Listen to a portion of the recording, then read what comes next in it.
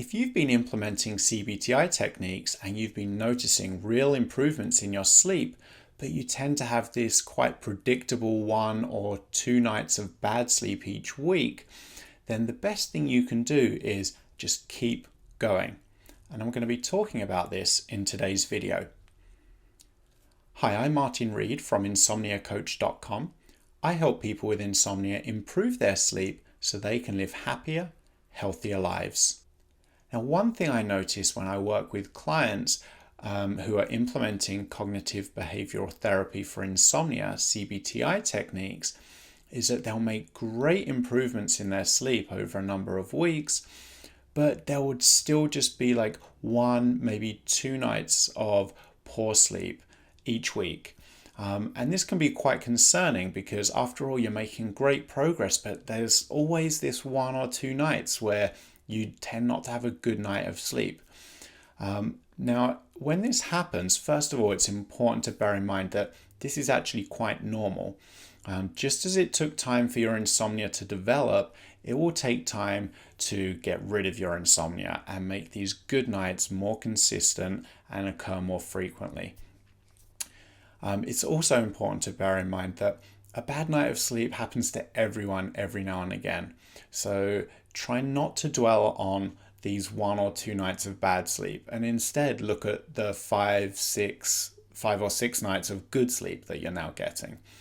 In my experience, what tends to happen is there is often like this one night that's like a holdout. Like every week, there's always like this one night where sleep's a little bit more difficult.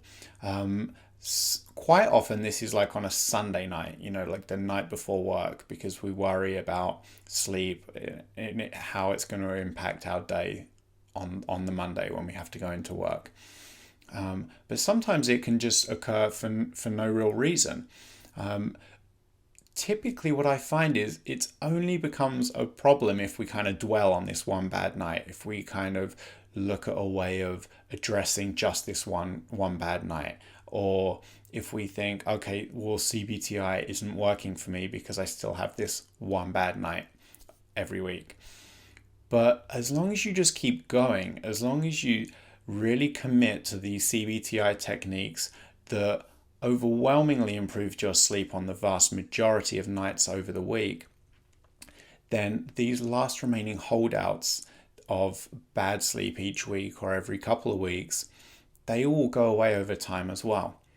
The real key technique is just to not change anything. It's just to keep going and just to remember and bear in mind all the benefits you're seeing from CBT-I on the majority of the nights now they will soon transfer to these last holdouts, as long as you just keep going and you don't try implementing different techniques or start worrying about that bad night or start to think that maybe CBT-I isn't working for you.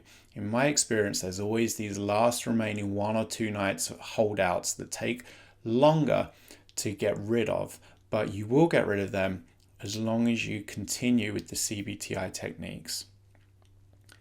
So I hope you found this short video helpful. If you did, please hit the like button and subscribe to the channel. I try and share a short sleep snippet video every weekday. If you have any questions, comments, feedback, or suggestions for a future video, leave a comment below, or you can email me directly. My email address is hello@insomniacoach.com. And I hope to see you back here again soon.